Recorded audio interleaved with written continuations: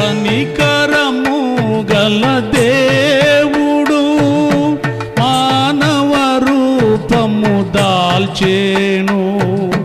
కనికరము గల దేవుడు మానవ రూపము దాల్చేను. ప్రాణము సిలువలో బలి చేసి మనలా విమోచించేను. ప్రాణము సిలువలో బలి చేసి మనలా విమోచించేను. అమూల్య రక్తము ద్వారా మరొకసారి ఈ విధంగా ఆయన నామాన మనం అందరం చేరి ఆయన వాక్యాన్ని ధ్యానం చేసే అవకాశం ప్రభు మనకు అనుగ్రహించినందుకై ప్రభువుని ఎంతగానో స్తుతిస్తున్నాం. ఈ సమయంలో మన ధ్యానం కొరకై 29వ కీర్తన 4వ వచనం చదువుకుందాం. యెహోవా స్వరము బలమైనది, యెహోవా స్వరము ప్రభావము గలది. ఈ సమయంలో the voice of the Lord, దేవుని స్వరం. దేవుని స్వరం ఎలాంటిది? దానిని మనం స్వీకరిస్తే మనకు జరిగే మేళ్ళేంటి ఆలోచన చేద్దాం. 4 నుండి 9 వరకు చదివితే ఆయన స్వరము బలమైంది, ప్రభావము కలిగింది, విరిచేది, ముక్కలుగా విరిచేది, గంతులు వేసేటట్టు చేసేది, ప్రజ్వలింపజేసేది, కదిలించేది, లేళ్లను ఈనజేసేది, ఆకులు రాలజేసేది. అంత ప్రభావం కలిగింది దేవుని స్వరమని ఇక్కడ వ్రాయబడి ఉంది. The influence of the word of God or the voice of the Lord. దేవుని వాక్య ప్రభావం, ఆయన స్వర ప్రభావం ఎంత గంభీరమైందో మనం తెలుసుకుంటే మనం ఎంతో ఆదరించబడతాం. 119వ కీర్తన 50వ వచనంలో ఉంది, నా బాధలో ఇదే నాకు నెమ్మది కలుగజేయుచున్నది అని అంటాడు దైవదాసుడు. బాధొస్తే నెమ్మది కలిగించేది వాక్యమే. బాధలో ఆదరణ కలిగించేది వాక్యమే. చక్కని పాటలు కూడా వాక్యం మీద వ్రాయబడ్డాయి. ఈ వాక్యాన్ని మనం 3 విధాలుగా స్వీకరించాలని లేఖనంలో చదువుతాం. 1 అంగీకరించాలి, 2వది ప్రేమించాలి, 3వది అనుసరించాలి. దేవుని స్వరాన్ని గనక అంగీకరిస్తే, దేవుని స్వరాన్ని గనక ప్రేమిస్తే, దేవుని స్వరాన్ని గనక అనుసరిస్తే ఏం జరుగుద్దండి? ఆలోచన చేద్దాం. దేవుని స్వరం యొక్క ప్రభావం, దాని గంభీరత మొదటిగా మనం ఆలోచన చేద్దాం. అపోస్తలుల కార్యములు 8వ అధ్యాయం 4వ వచనం. అపోస్తలుల కార్యములు 8వ అధ్యాయం 4వ వచనం. కాబట్టి చెదరిపోయిన వారు సువార్త వాక్యమును ప్రకటించుచు సంచారము చేసిరి. ప్రియులరా, సంఘ ప్రారంభ దినాలవి. ఆ దినాల్లో హింసలు కలుగుతున్నాయి. అందరూ చోట లేరు, చెదిరిపోయారు. చెదిరిపోయిన వారు ఏం చేసేవాళ్ళంటే సువార్త వాక్యమును ప్రకటించారు. సువార్త వాక్యాన్ని ప్రకటించారు. ఆ తర్వాత 14వ వచనంలో అలాగ ప్రకటించగా అనేకులు అంగీకరించారు. ఆ తర్వాత 8వ వచనములో అంగీకరించగా ఆ పట్టణంలో మిగుల సంతోషము కలిగింది.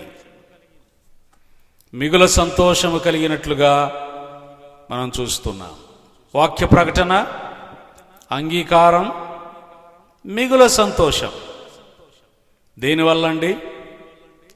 ఎవరైతే వాక్యం విన్నారో, వాక్య ప్రకటనకు లోబడ్డారో వారికి మిగుల సంతోషం. మిగుల సంతోషం అంటే అర్థం ఏంటి? సరిపడా కాదు, ఎక్కువగా, కొంతకాలానికి సరిపోయేట్టుగా, ఎక్కువ కాలానికి మిగుల సంతోషం. జీతం వచ్చిన నాడు సంతోషం ఉంటుంది, పెళ్ళైన నాడు సంతోషం ఉంటుంది, పొలం కొన్న నాడు సంతోషం ఉంటుంది, ఇల్లు కట్టిన నాడు సంతోషం ఉంటుంది. కానీ మిగుల సంతోషాన్ని ఎక్కడైనా చూసారా? దేవునిలో ఉంటే మిగుల ఆనందం, మిగుల సంతోషం. ప్రియులరా, ఇది కరోనా సీజన్, కరోనా టైం. సంతోషం ఆవిరైపోతుంది. రోజు రోజుకు కేసులు పెరిగిపోతున్నాయి. దీనికి అంతం ఎప్పుడు అర్థం కాకుండా ఉంది. మరి క్రిమిని చంపగలిగిన వాడెవడు?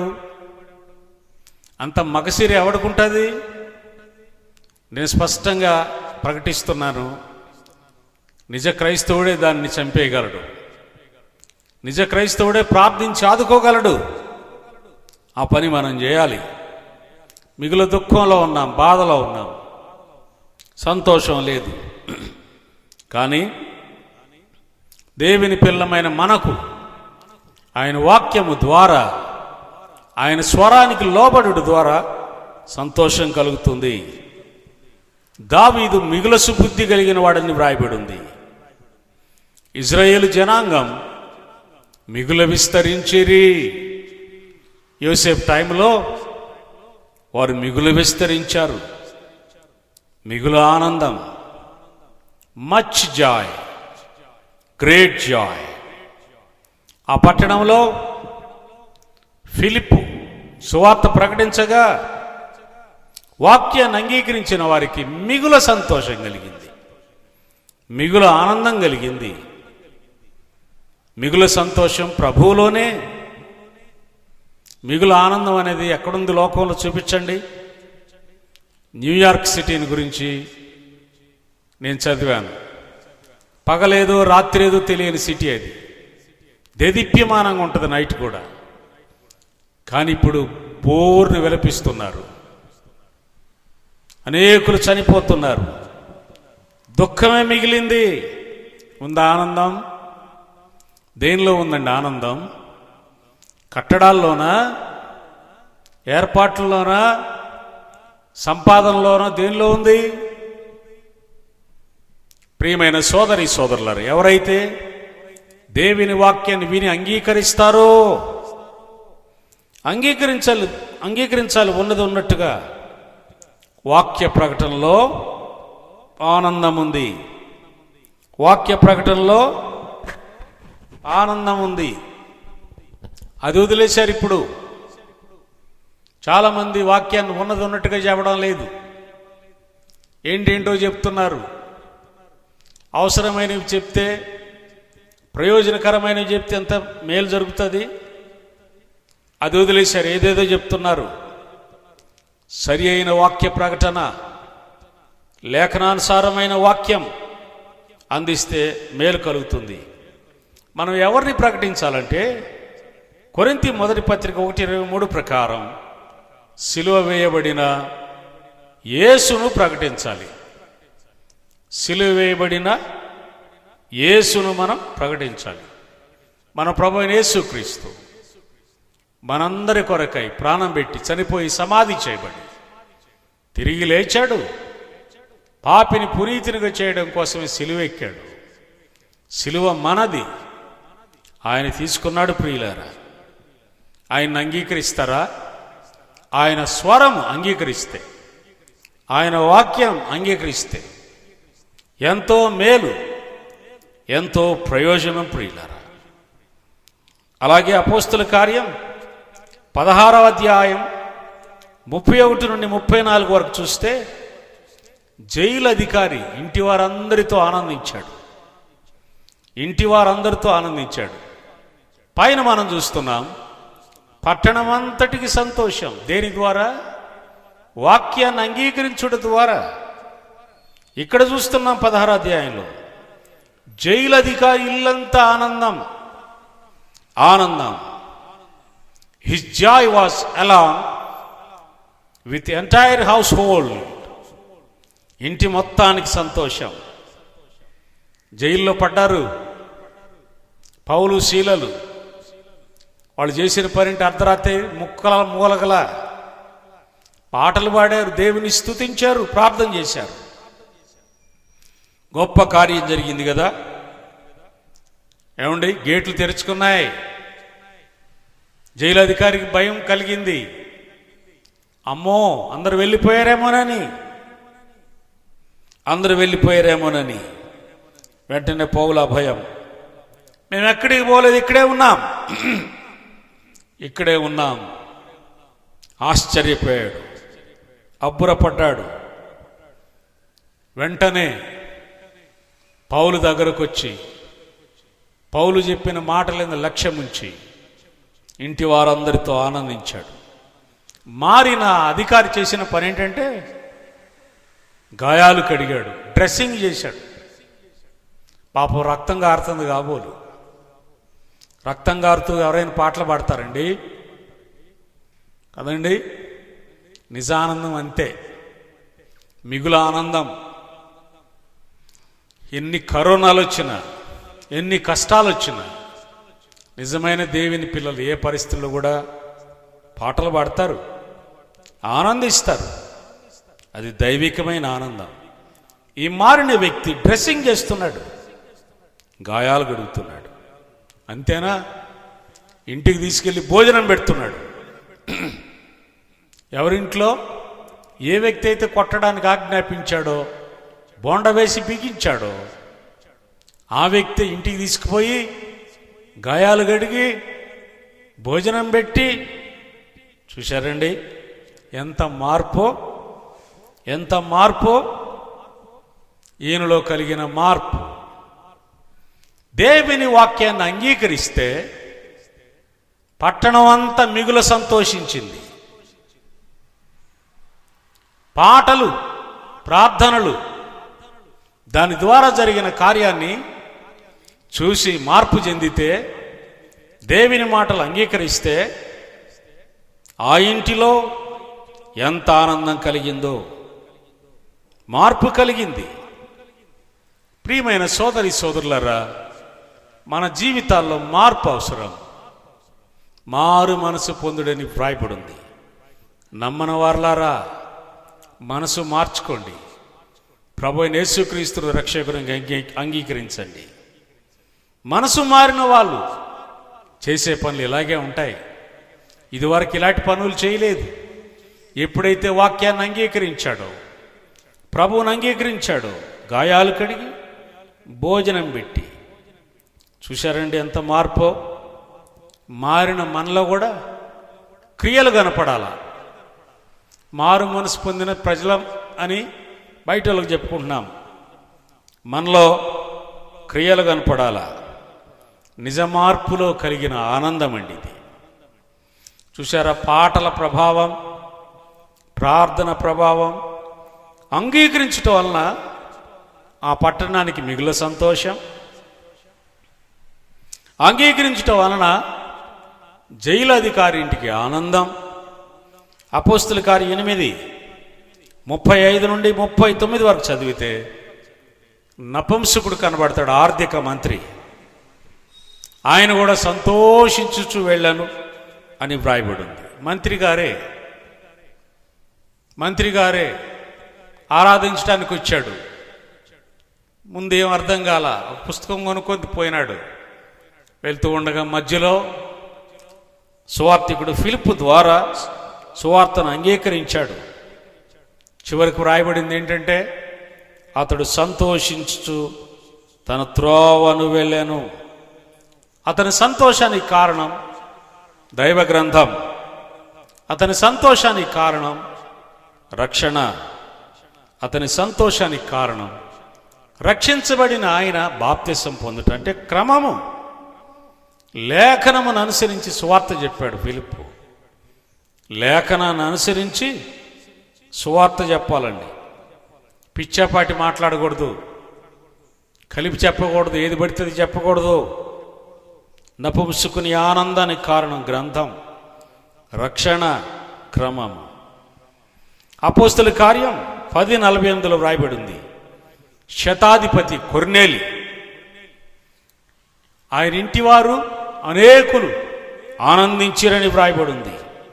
వారి ఆనందానికి కారణం పేతురు చెప్పిన మాటలందు లక్ష్యం ఉంచారు, అంగీకరించారు. ప్రియమైన సోదరి సోదరులారా, దేవుని స్వరము ప్రభావంగా ఉండాలంటే, మనలో ప్రభావంగా పనిచేయాలంటే మొదటిది మనం చేయవలసిన పని ఏంటంటే అంగీకరించాలి. ఆయన స్వరాన్ని అంగీకరించాలి. అంగీకరించిన సిటీకి మిగుల సంతోషం, అంగీకరించిన జైలు అధికారింటికి ఆనందం, అంగీకరించిన మంత్రి గారికి ఆనందం, అంగీకరించిన శతాధిపతి గారికి, ఇంటికి అనేకులకు ఆనందం. చూశారండి, ఆనందం లేదా? ఆదరణ లేదా? మరి దేవుని స్వరం వింటారా? దేవుని మాటలు అంగీకరిస్తారా? దేవుని స్వర ప్రభావం, ఆ ప్రభావాన్ని మనం అనుభవించాలని మొదట అంగీకరించాలి. రెండవది 119వ కీర్తన 165వ వచనం. 119వ కీర్తన 165వ వచనం. 165వ వచనం. నీ ధర్మశాస్త్రమును ప్రేమించు వారికి ఎంతో నెమ్మది కలదు. రెండవది ధర్మశాస్త్రాన్ని ప్రేమించుట. మొదటిది దేవుని స్వరాన్ని అంగీకరించుట. రెండవది ధర్మశాస్త్రాన్ని ప్రేమించుట. వారికి ఎంతో నెమ్మది ఉంది, గ్రేట్ పీస్. ఏమండి, మొదటిది గ్రేట్ జాయ్, మచ్ జాయ్. రెండవది గ్రేట్ పీస్, నెమ్మది. నెమ్మది. ఎవరైతే ధర్మశాస్త్రాన్ని ప్రేమిస్తారో, ఎవరైతే దేవుని ప్రేమిస్తారో నెమ్మది. నిజానికి రూతుకు నెమ్మది ఎక్కడుంది? కానీ ధర్మశాస్త్రాన్ని ప్రేమించింది, దేవుని ప్రేమించింది. ఏమంటే ఎంత సురక్షితంగా ఉంది, ఎంత నెమ్మది కలిగి ఉంది. యోషియా రాజు, యూదారాజు నెమ్మది పొందాడు. కారణం ఏంటంటే దైవ గ్రంథాన్ని ప్రేమించాడు. దినవృత్తాంతాల 2వ గ్రంథంలో వ్రాయబడి ఉంది. ఇసాకు నెమ్మది కలిగి జీవించాడు. కారణం ఏంటి? ఎలియాజరు సంబంధం మాట్లాడుకు రావడానికి వెళ్తే ఈయన చేసిన పని పొలములో ధ్యానిస్తున్నాడు. దానియేలు వర్ధిల్లడానికి కారణం ఏంటి? దేవుని వాక్యాన్ని ప్రేమించాడు. దేవుని వాక్యాన్ని ప్రేమించాడు. కష్టాల్లో కూడా మొర్దెకాయ్ ధర్మశాస్త్రాన్ని విడిచిపెట్టలా.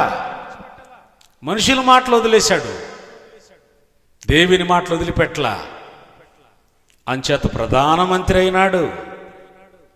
నెహెమ్యా గ్రంథం 8వ అధ్యాయంలో ఉదయం మొదలుకొని మధ్యాహ్నం వరకు ధర్మశాస్త్ర గ్రంథాన్ని చదువుతుండగా ప్రజలందరూ విన్నారు. ఎంతో ఆదరణ కలిగింది. గబ్రియేలు దూత చెప్పిన మాటలు మరియ హృదయంలో భద్రం చేసుకుంది. పౌలు చెప్పిన మాటలు అలాగున్నవో లేవని బెరయవారు, ఇంటికెళ్ళి చూసుకునేవారు. దేవుని మాటలు. యవనస్తులారా, మీరు బలవంతులు, దేవుని వాక్యం మీ యందు నిలుచుచున్నది. ఎవరు బలవంతులు? వాక్యాన్ని దాచుకున్న వాళ్ళు. ఎవరు బలవంతులు? వాక్యాన్ని ప్రేమించేవారు. అబద్ధాన్ని ప్రేమించొద్దని వ్రాయబడి ఉంది. అబద్ధాన్ని ప్రేమించొద్దండి. సొలొమోను వాక్యాన్ని ప్రేమించినంత కాలం వర్ధిల్లాడు. వాక్యాన్ని ప్రేమించేవారు, దేవుని ప్రేమించేవారు, దేవుని మందిరాన్ని ప్రేమించేవారు వర్ధిల్లుతారు. మొదటిది, వాక్య స్వరాన్ని అంగీకరిస్తే మిగుల సంతోషం, ఇల్లంతటికి ఆనందం, మంత్రి గారికి ఆనందం, శతాధిపతికి ఆనందం. ధర్మశాస్త్రాన్ని ఎవరైతే ప్రేమిస్తారో, రెండవది వారికి నెమ్మది. నెమ్మది కావాలా, సంతోషం కావాలా,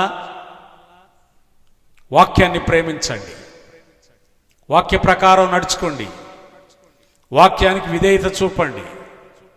వాక్యం ఆయనే, వాక్యమై ఉన్న దేవుడు శరీరధారిగా లోకానికి వచ్చాడు, దేవుని వాక్య ప్రకారం జీవించాడు. ఆ ప్రకారం సర్వమానవాళి కోసమే ప్రాణం పెట్టినాడు. చనిపోయి సమాధి చేయబడి తిరిగి లేచాడు. ఆయన్ని ప్రేమిస్తే ఆశీర్వాదం. మూడవ మాట, 19వ కీర్తన 11వ వచనం. వాటి వలన నీ సేవకుడు హెచ్చరికనుందును, వాటిని గైకొనుట వలన గొప్ప లాభము కలుగును. మొదటిది, దేవుని వాక్యాన్ని అంగీకరిస్తే మిగుల సంతోషం, మిగుల ఆనందం. రెండవది, దేవుని వాక్యాన్ని ప్రేమిస్తే ఎంతో నెమ్మది, ఎంతో నెమ్మది. మూడవది, వాక్యాన్ని అనుసరించుట. వాటి వలన నీ సేవకుడు హెచ్చరికనందును, వాటిని గైకొనుట వలన గొప్ప లాభము కలుగును. మూడవది అనుసరించుట. మొదటిది అంగీకరించుట, రెండవది ప్రేమించుట, మూడవది అనుసరించుట. దేనిని? వాక్యాన్ని. దేనిని? ఆయన స్వరాన్ని. ఆయన స్వరం అంటే ఏంటో ఆయన ప్రేమించే వారికి తెలుస్తుంది. వాక్యాన్ని అనుసరించాలి అంటున్నాడు. దానివలన హెచ్చరిక కలుగుతుంది, దానివలన లాభం కలుగుతుంది. Great joy, great peace, great reward. ఎప్పుడు? అంగీకరిస్తే, ప్రేమిస్తే, అనుసరిస్తే. ఈ లోకంలో అందరూ లాభం కోసమే ప్రయాసపడతారు, ఏమండి? కానీ ఎంతవరకు ఉంటుందా లాభం? కరోనా వచ్చిన తర్వాత కూరగాయలు కొనడానికి పోతే ₹1 దాన్ని ₹1.5 చెప్తున్నారు. ఇంక ఇదే టైంలో లాభం తెచ్చుకోవడానికి, సంపాదించుకోవడానికి అనుకుంటున్నారు. కానీ అది ఎంతకాలం ఉంటుందండి? లోక లాభం ఎంతవరకు? చాలామంది సేవకులు లాభాన్ని ప్రేమించి పనిచేస్తున్నారు, లాభం కొరకే పనిచేస్తున్నారు. కష్టపడి సేవ చేయాలి, వాక్య ప్రకారం సేవ చేయాలి, వాక్యాన్ని అనుసరిస్తూ సేవ చేయాలి. కష్టపడిరి తన సేవకులంతా, నష్టమనకను దేవుని పనికై, పస్తులుండిరి ఆత్మల కొరకై, పాటుపడిరి మందిరమునకై. కష్టపడ్డారు, పాటుపడ్డారు. వింటున్న సోదరి సోదరులారా, వాక్యాన్ని అనుసరించి నడుచుకోండి, వాక్యాన్ని అనుసరించి ప్రవర్తించండి, వాక్యాన్ని అంగీకరించి, వాక్యాన్ని ప్రేమించి, వాక్యాన్ని అనుసరిస్తే గొప్ప లాభం, గ్రేట్ ప్రాఫిట్, గ్రేట్ రివార్డ్, పరలోక లాభం. జీతాలున్నాయి, జీతాల రోజు పేడే, అంతస్తులున్నాయి, బహుమానాలున్నాయి, ఏలుబడి ఉంది, మెప్పుకోలున్నాయి. ఇవన్నీ అనుభవిస్తాం. చేసిన పనికి ఎంతంత చేశావో, ఎంత కష్టపడ్డావో. చినుకులు పడుతున్నాయి, ఏం పోదాం మందిరానికి? ఎండగా ఉంది, ఏం పోదాం, రేపు పోవచ్చులే. ఏది నీ కష్టం, ఏది నీ ప్రయాస? ప్రయాసపడితే జీతం ఉంది. ఎంత నీ జీతం? అనుసరించాడు యోసేపు, చెప్పటమే కాదు అనుసరించాడు. లాంగ్ టర్మ్ అధికారి అయ్యాడు. 80 ఏండ్లు అధికారిగా ఉన్నాడు. ఎక్కడైనా ఉందా? 60 సంవత్సరాలకు రిటైర్మెంట్ ఇప్పుడు, ఒకప్పుడు 58. 80 ఏళ్ళు ఉద్యోగం చేసిన ఎవడున్నాడు? Long term officer, highest officer Yosepu. Daveedu రెండోసారి కూడా రాజు అయినాడు. కారణం ఏంటో తెలుసా? అనుసరించాడు. చెప్పింది చేయాల సౌలు, అనుసరించాల. అందుకని కుటుంబం నీరసిల్లిపోయింది, కనుమరుగైపోయింది. అంతకంతకు నీరసిల్లాడు సౌలు, దావీదు అంతకంతకు వర్ధిల్లాడు. ప్రకటన గ్రంథం 1:3 ప్రకారం ఈ ప్రవచన వాక్యములను గైకొనువాడు ధన్యుడు, అనుసరించు వారు ధన్యులు. చెప్తారు, బాగా ఎక్కువ చెప్తారు. మెసేజ్ ఇచ్చిపోతే అలుగుతారు, నేను చెప్పాలంటారు. కానీ అనుసరణ ఎంతండి? అనుసరించేదంతా? అనుసరించేవారే ధన్యులు. ఎలీషా అనుసరించాడు. అనుసరించే డబ్బులు కాసించాల. అబ్రహాం, నీది నాకొద్దు పో, అనుసరించాడు. రోమాపత్రిక 14:19 ప్రకారం క్షేమాభివృద్ధి కలుగుజేయి వాటిని అనుసరించుడి. క్షేమాభివృద్ధి కలుగుజేయి వాటిని అనుసరించుడి. దేవుని స్వరాన్ని, దేవుని వాక్యాన్ని ఏం చేయాలంటే మనం అంగీకరించాలి, మిగులు ఆనందం కలుగుతుంది. ప్రేమించాలి, ఎంతో నెమ్మది కలుగుతుంది. అనుసరించాలి, గొప్ప లాభం కలుగుతుంది. అలాగైతే ఈ 3 స్వాధీనం చేసుకోవాలా? ముగించబోయే ముందు మాట, అందరు ప్రభు నమ్మిన వారైనా? ఇంకా ప్రభు హృదయం ఇయ్యకపోతే ప్రభువుని అంగీకరించండి, ఆయన రక్షకునిగా స్వీకరించండి. నమ్మిన వారులారా, ఈ 3 మాటలు సొంతం చేసుకుంటారా? గొప్ప లాభాన్ని అనుభవిస్తారా? అట్టి కృపాభాగ్యం దేవుడు మీకు సమృద్ధిగా దయచేయునుగాక.